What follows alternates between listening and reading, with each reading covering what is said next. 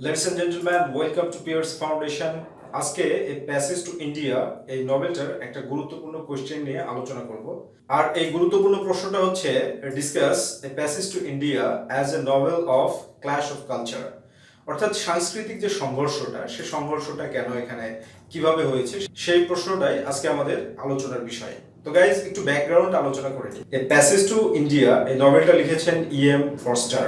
EM ফস্টারের পূর্ণরূপ হচ্ছে Edward Morgan foster. Foster বানানটা একটু লক্ষ্য রাখবে, FORSTER, ওকে, ফস্টার। কখনোই FOS দিয়ে TER দিয়ে দিবে না, কারণ এই বানানটা তাহলে ভুল হবে, স্পেলিং মিস্টেক হবে। তো ইএম ফস্টারের লাইফ ডিউরেশন হচ্ছে 1879 টু 1970, দ্যাট মিনস 1879 সাল থেকে 1970 সাল পর্যন্ত। এটা একটা বিখ্যাত নভেল, বিভিন্নভাবে এটার উপরে জরিপ করা হয়েছে, আর সেই জরিপে এই নভেলটা 100 বেস্ট নভেলের মধ্যে স্থান করে নিয়েছে। এবং এই নভেলটা ইএম ফস্টারকে 24 প্রাইজ উইন করিয়েছিল। তো যাই হোক গাইস, আমরা এখানে চলে যাই যে এটাকে কেন ক্ল্যাশ অফ কালচার বলা হয় এই নভেলটাকে, আমরা সেই আলোচনায় চলে যাই। তো গাইস, এই নভেলটার যে টাইম ডিউরেশনটা দেখানো হয়েছে, সেই টাইম ডিউরেশন হচ্ছে ইন্ডিয়ান ইন্ডিপেন্ডেন্ট মুভমেন্ট, যে ভারতে যখন স্বাধীনতা আন্দোলন চলছিল সেই সময় নভেলটা। আর টাইম ডিউরেশন, আর এই নভেলটাতে ওয়ান থিং তোমাদেরকে মনে রাখতে হবে, সেটা হচ্ছে স্বদেশী আন্দোলন এই নভেলে কিন্তু একটা ইম্পর্টেন্ট দিক, যদিও এখানে উল্লেখ নেই। কারণ 1918 সালে যখন মহাত্মা গান্ধী স্বদেশী আন্দোলনের দায়িত্ব পায়, তখন থেকে কিন্তু ইন্ডিয়া আরো বেশি ইউনাইটেড হতে থাকে, এবং তারপর থেকেই মানে বেশি ব্রিটিশ বিরোধী আন্দোলন এখানে কিন্তু তীব্র হয়ে উঠেছিল। তো এখানে আমরা ফার্স্ট পয়েন্ট যেটা দেখাতে পারি, সেটা হচ্ছে a great golf between the Indians and the British. এটা হচ্ছে first point. Great golf, GULF, Gulf, একটা বিশাল ধরনের একটা ব্যবধান রয়েছে ভারতীয়দের মধ্যে এবং ব্রিটিশদের মধ্যে। আর এই ব্যবধানটা ইএম ফস্টার উপন্যাসের শুরুতেই ডেসক্রিপশনটা দিয়েছে। কিভাবে দিয়েছে দেখো, যে এই উপন্যাসটার প্রাথমিক সেটিং হচ্ছে চন্দ্রপুর, একটা ফিকশনাল সিটি, যে সিটিটা হচ্ছে বিহারে অবস্থিত, এবং এই শহরটা হচ্ছে গঙ্গা নদীর তীরে অবস্থিত। এই শহরের কি সেকশন করা হয়েছে দুইটা। একটা সেকশন হচ্ছে ব্রিটিশ অফিসিয়াল সেকশন, আর একটা সেকশন হচ্ছে নেটিভ সেকশন। অর্থাৎ ব্রিটিশরা যে সেকশনে থাকে সেই সেকশনটা খুবই ইমপ্রুভড, অনেক বড় বড় দালান কোঠা, বিলাসবহুল বাড়ি, কোয়ার্টার, যেগুলো অফিসিয়ালসদের জন্য, সেই বিষয়টা। আর লোকালিটিতে যাদেরকে নেটিভ লোকালিটি, এদেরটা খুব একটা জাঁকজমক না, খুবই শ্যাবি, জীর্ণ শীর্ণ।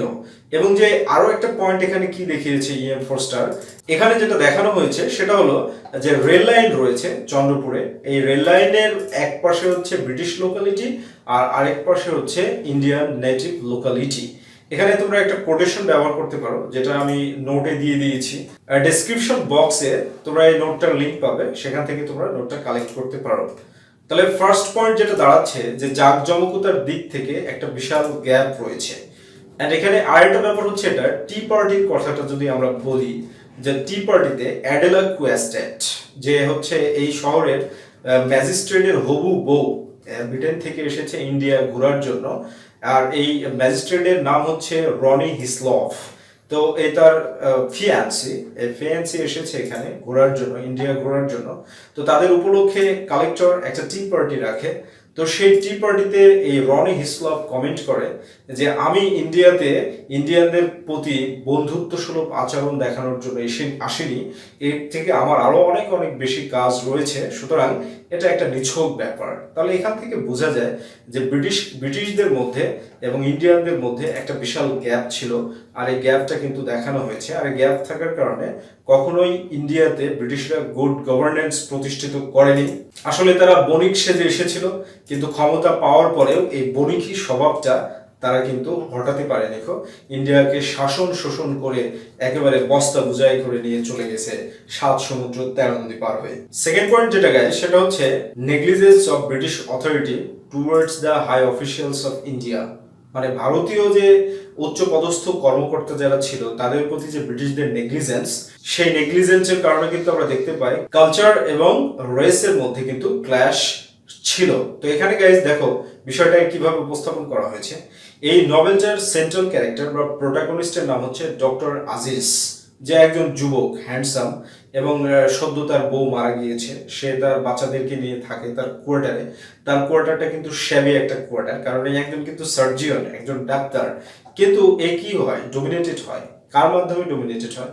এ ডোমিনেটেড হয় হচ্ছে এর যে সিভিল সার্জন আছে তার মাধ্যমে। সে হঠাৎ এমনিতেই ডক্টর আজিজকে ডাকে এবং তাকে ডেকে ডেকে একটু বসিয়ে আবার পাঠিয়ে দেয়। এই যে এইভাবে নেগলিজেন্সি দেখানো, এই বিষয়টা, এটা হচ্ছে কি, এটা একটা ক্ল্যাশ কালচার এবং রেসের মধ্যে। রেস বলতে কি, যে ব্রিটিশরা মনে করে আমরা সুপিরিয়র, এই ক্ল্যাশটাকে কিন্তু দেখিয়েছে। আসলে গাইজ এখানে অনেক ইনসিডেন্টস রয়েছে এই এই বিষয়টা নেগলিজেন্সের। তার মধ্যে আরেকটা উল্লেখযোগ্য বিষয় হচ্ছে যে এখানে দেখো যে হামিদুল্লাহ নামে একজন ক্যারেক্টার, যে কিন্তু কেমব্রিজ থেকে পড়াশোনা করে এসেছে, ব্রিটেন থেকে, তাকে কি করে যে সিটি ম্যাজিস্ট্রেট রনি হিসলপ এই ব্যাপকভাবে কোর্টে অপমান করে। এজন্য হামিদুল্লাহ কিন্তু ডক্টর আজিজকে বলে যে আজিজ, ব্রিটিশদের সাথে তুমি যদি বন্ধুত্ব করতে চাও তাহলে কেবলমাত্র তুমি ইন্ডিয়ার বাইরে গিয়ে বন্ধু হতে পারবে, ইন্ডিয়াতে থেকে কখনো বন্ধু হওয়া যাবে না। ইন্ডিয়াতে হচ্ছে ব্রিটিশরা হচ্ছে শাসক, আর ইন্ডিয়ানরা যে পর্যায়ে থাকুক তারা হচ্ছে প্রজা, এটাই হচ্ছে ব্যাপার। তাহলে এই বিষয়টা কিন্তু খুবই একটা হৃদয় বিদারক একটা ব্যাপার।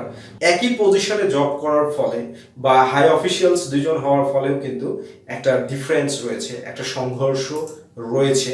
এই ব্যাপারটা কিন্তু খুব একটা হৃদয় বিদারক একটা ব্যাপার, এবং ব্রিটিশরা এই বিষয়টাকে প্রতিষ্ঠিত করেছে ইন্ডিয়ান সাবকন্টিনেন্টে। Third point guys, fear of losing power is the prime cause of clash of culture and হেটেড। অর্থাৎ ব্রিটিশ এবং ইন্ডিয়ানদের মধ্যে কিন্তু এই বিষয়টা যে ফেয়ার, ভয়, ব্রিটিশরা সবসময় ভয়ে থাকতো, আর ভয়ের কারণে তারা কি করতো, সবসময় ইন্ডিয়ানদেরকে শোষণ করার চেষ্টা করত, এবং যারা ইন্টেলেকচুয়াল ছিল তাদের ফল্ট বের করে তাদেরকে হ্যাস্ত করার চেষ্টা করত, যেন কেউ কোনো প্রতিবাদ না করতে পারে। এরকম একটা ইনসিডেন্ট দেখো, ডক্টর আজিজ কি করেছে, যে এই যে রনি হিসলপের যে হবু বউ ফিয়েন্সি, তাকে নিয়ে মারাবার কেভসে বেড়াতে গিয়েছে। মারাবার কেভস, ওকে, সেখানে বেড়াতে গিয়ে কি হয়েছে, এই যে এই মেয়েটা অ্যাডেলা কোয়েস্টেড কিন্তু তার হ্যালুসিনেশনের ফলে এভিল দেখেছে। আর এই মারাবার কেভের সিম্বলিক মিনিং কিন্তু হচ্ছে গাইস, যে পৃথিবীতে আসলে ভালো কিছুর অনুপস্থিতি, এটা হচ্ছে সিম্বলিক মিনিং। আর এটা দ্বারা কিন্তু ইএম ফস্টার পুরোপুরিভাবে ব্রিটিশ রাজকে উপস্থাপন করেছে, রিপ্রেজেন্ট করেছে।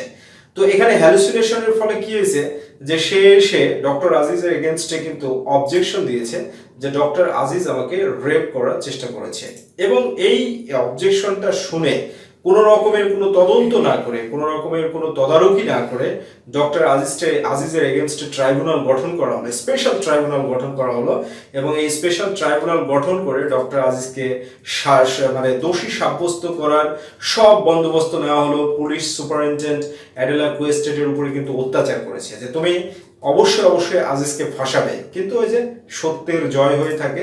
তো অবশেষে কি হলো, ডক্টর আজিজকে বাঁচানোর জন্য চন্দ্রপুরের আপামর জনসাধারণ, স্টুডেন্টস, কৃষক, জমিদার সবাই কি হলো, এক হয়ে গেল এবং ডক্টর আজিজের পক্ষে দাঁড়ালো, এবং শেষ পর্যন্ত ডক্টর আজিজ কিন্তু মুক্তি পেল। দেখো এখানে যে এই ভয়টা যদি না থাকতো, আসলে ডক্টর আজিজের মতো এটাকে আসলে রিপ্রেজেন্টেটিভ ক্যারেক্টার হিসেবে ইএন ফস্টার ব্যবহার করেছে, যে সারা ইন্ডিয়াতে যারাই ডক্টর আজিজের মতো চরিত্রের আছে, যারা হচ্ছে লিবারেল, স্বাধীন চেতার, অর্থাৎ ব্রিটিশদের অধীনে চাকরি করে তাদের পাঁচাটা গোলাম হয়ে কাজ করে না, তাদেরকেই কিন্তু এইভাবে তারা সবসময় ফাঁসানোর জন্য চেষ্টা করেছে। আর এর ফলে কি হয়েছে, হেট্রেড, ঘৃণার জন্ম হয়েছে, এবং সংঘর্ষের, ক্ল্যাশের জন্ম হয়েছে, বৈপরীত্য জন্ম হয়েছে, নেগেশন, অর্থাৎ তাদের মধ্যে সম্পর্কটা কখনোই সুশাসন যদি না থাকে তাহলে শাসক এবং প্রজার মধ্যে কখনোই ভালো সম্পর্ক গঠিত হতে পারে না। এটা কিন্তু আরেকটা ব্যাপার, ঠিক আছে।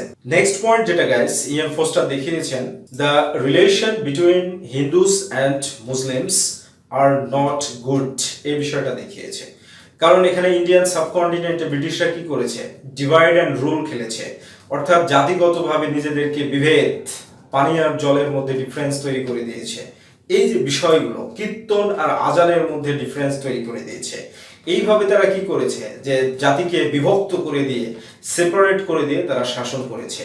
তো ডক্টর আজিজের কিন্তু উক্তির মাধ্যমে এটা প্রমাণিত হয় যে হিন্দু এবং মুসলমানদের মধ্যে যথেষ্ট খারাপ সম্পর্ক বিরাজ করছে। ডক্টর আজিজ কিন্তু সেরিল ফিল্ডিংকে বলে যে আমরা একে অপরকে ঘৃণা করতে পারি, কিন্তু তার চাইতেও বেশি ঘৃণা করি তোমাকে। এখানে একে অপরকে বলতে বোঝানো হচ্ছে যে মুসলিমস যারা রয়েছে তারা হিন্দুদেরকে ঘৃণা করে থাকে, আর হিন্দু যারা রয়েছে তারা মুসলিমসদেরকে আরো বেশি ঘৃণা করে থাকে। তাহলে এখানে মোটের উপরে আমরা দেখতে পাচ্ছি যে ইন্ডিয়ান সাবকন্টিনেন্ট আসলে ব্রিটিশ রাজের সময় কি হয়েছিল, লোকালিটি গুলো প্রাইমলি 3টে অংশে ভাগ হয়ে গিয়েছিল। কিভাবে দেখো, যে প্রথম নাম্বার হচ্ছে ব্রিটিশের একটা লোকালিটি, পরেরটা হচ্ছে ইন্ডিয়ান নেটিভরা একটা লোকালিটি। এই নেটিভদেরকে আবার 2টা ভাগে ভাগ করেছে, হিন্দু আর মুসলিম। এই যে সংঘর্ষ লাগিয়ে দিয়েছে, আর এই সংঘর্ষটাই ছিল হচ্ছে ব্রিটিশদের পাওয়ার। আশা করি তোমাদের কনসেপশন ক্লিয়ার হয়েছে। তো গাইস, এই ভিডিওটা দ্বারা তুমি যদি এতটুকু উপকৃত হও, তাহলে তুমি তোমার বেস্ট ফ্রেন্ড, তোমার কমন ফ্রেন্ড সবাইকে ভিডিওটা শেয়ার করবে এবং চ্যানেলটা সম্পর্কে বলবে। কারণ তুমি যেভাবে উপকৃত হচ্ছ, তারাও যদি সেভাবে উপকৃত হয়, তাহলে কিন্তু আমরা বেশি বেনিফিটেড হব। অর্থাৎ আমরা বলতে তুমি বেশি বেনিফিটেড হবে, তোমার সম্পর্কটা বেশি বৃদ্ধি পাবে। ঠিক আছে, এটা হচ্ছে ব্যাপার। তো ভালো থাকবে, সুস্থ থাকবে, পিআরসির সাথে থাকবে।